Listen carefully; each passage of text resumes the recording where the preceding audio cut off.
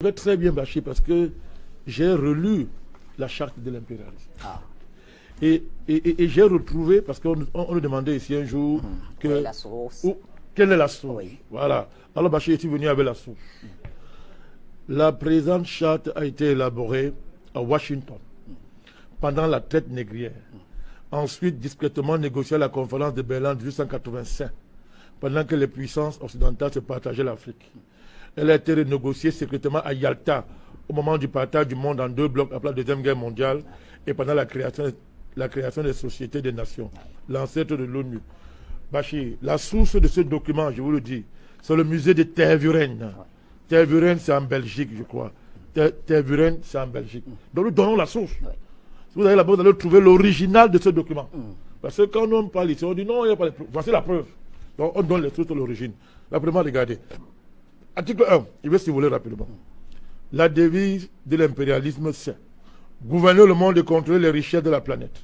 Notre politique est de diviser pour mieux régner, dominer, exploiter et piller pour remplir nos banques et faire d'elles les plus puissantes du monde.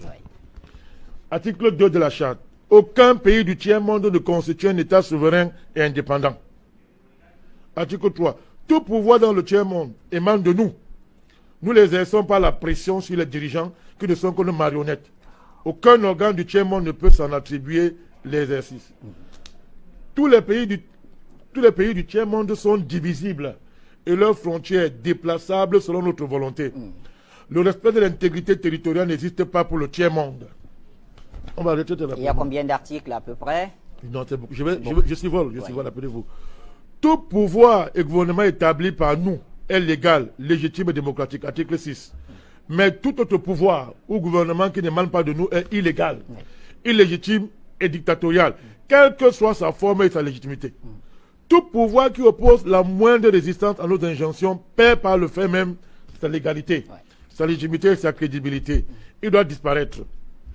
Article 11. La liberté d'expression, la liberté d'association et les droits de l'homme n'ont de sens que dans le pays où les dirigeants s'opposent à notre volonté. Bachir, écoutez très bien. Article 17, je saute.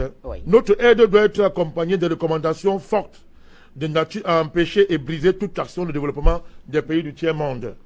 Article 18.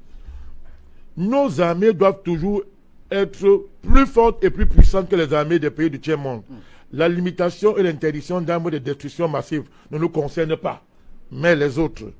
Nos armées doivent s'entraider et s'unir dans la guerre contre l'armée d'un pays faible pour afficher notre suprématie et se faire craindre par les pays du tiers-monde. Toute intervention militaire, Bachir, a pour objectif de protéger nos intérêts et ceux de nos valets.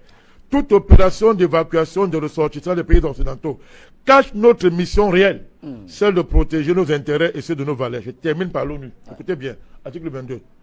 L'ONU est notre instrument. Nous devons l'utiliser contre nos ennemis et les pays du tiers-monde pour protéger nos intérêts. Article 23. Notre objectif est de déstabiliser et détruire les régimes qui nous sont hostiles et installer nos marionnettes sous la protection de nos militaires, sous la couverture des mandats des forces de l'ONU.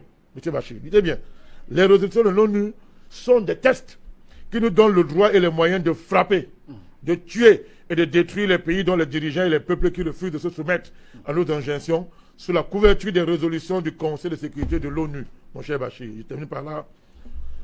Notre devoir, article 25, est de maintenir l'Afrique et d'autres pays du monde dans le sous-développement. Installer la misère, la division, les guerres, le chaos pour les dominer, les exploiter et les piller, ouvrez vos oreilles, à travers les missions des Nations Unies, mon cher Bachir.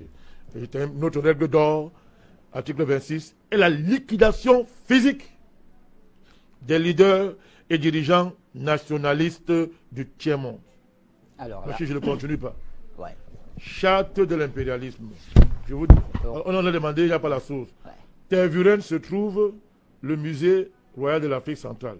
Tervuren est une commune néerlandophone de Belgique, située en région flamande, dans la province du Brabant flamand.